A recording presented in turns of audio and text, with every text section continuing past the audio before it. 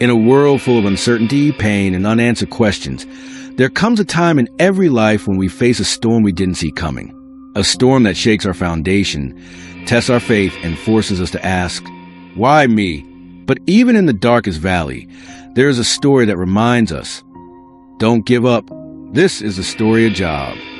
Job lived a life of peace and abundance. He was a man of integrity, blameless, God-fearing, and faithful. He had everything: 7 sons, 3 daughters, thousands of livestock, many servants, and a reputation as the greatest man among the people of the East. But more than his riches, Job's true wealth was his devotion to God.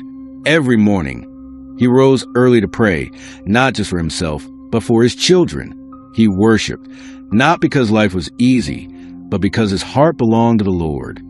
Far beyond Job's view, a conversation was happening in the courts of heaven. The angels gathered before the Lord, and among them came Satan. God spoke of his servant Job with pride, but Satan challenged, does Job fear God for nothing? Remove your protection, and he'll curse you to your face. And so, with sorrow but confidence in Job's heart, God allowed the test, not to destroy Job, but to prove that real faith holds strong, even when everything else falls apart. One by one, messengers came running, a bolt of fire from heaven, raiders stealing livestock, a wind collapsing a house where his children feasted. Job's world collapsed in a single day. Everything he worked for, everyone he loved, gone. And yet, Job did not curse. He fell to the ground, tore his robe, and said, the Lord gave, and the Lord has taken away. Blessed be the name of the Lord. Even in grief, he worshipped. But Satan wasn't finished. With God's permission, Job was struck with painful sores from the soles of his feet to the top of his head. He sat on the ash heap, scraping his wounds with broken pottery. Even his wife cried out, curse God and die. But Job whispered, shall we accept good from God and not trouble? 3 of Job's friends arrived. At first, they sat in silence, grieving with him. But soon, their silence turned to accusation. They insisted Job must have sinned. How else could such tragedy strike? But Job knew the truth. He had done nothing to deserve this. Still, their words stung deeper than the sores on his skin. In the quiet of suffering, Job cried out to God. He didn't hold back. He asked why.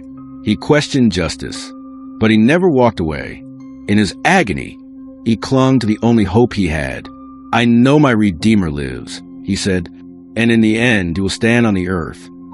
Then the silence broke. God spoke, not to answer Job's questions, but to show Job his glory.